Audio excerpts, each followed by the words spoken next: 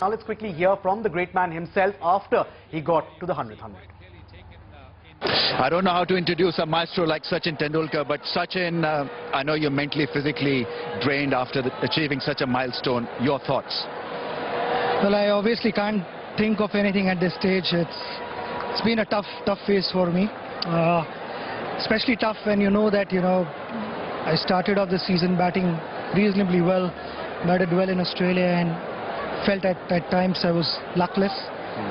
And doesn't matter how many hundreds you score, you still have to, put your head down, grind it out, and do the job for the team. Were you thinking about the milestone? I was not, to be honest.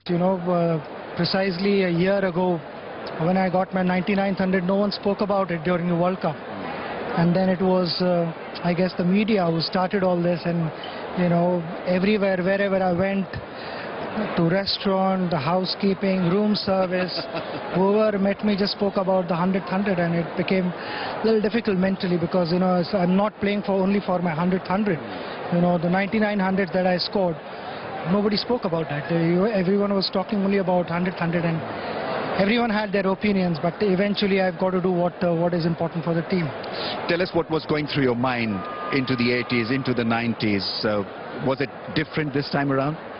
It was slightly different because, I felt the ball was not coming onto the bat, and when I was talking with Virat, he also felt the same, and something that the total that we had in mind was about 280, 275, 280. If we can get to that total, then it would be a good total on this track, because I didn't bat much in the earlier match, but what Virat had to say is, this wicket is slower than the last one.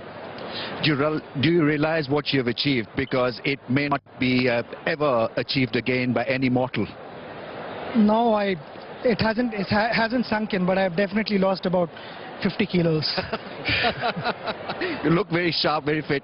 A child was watching Sachin Tendulkar, who wants to be a Sachin Tendulkar. What message do you have for that little kid? Enjoy the game and chase your dreams. I think dreams do come true. I had to wait for one for 22 years. We won the World Cup after 22 years of international cricket, so dreams do come true. So don't stop chasing your dreams. Well, you've been a fantastic ambassador for the game. Many congratulations, and may you have another 100 more. Thank you so much.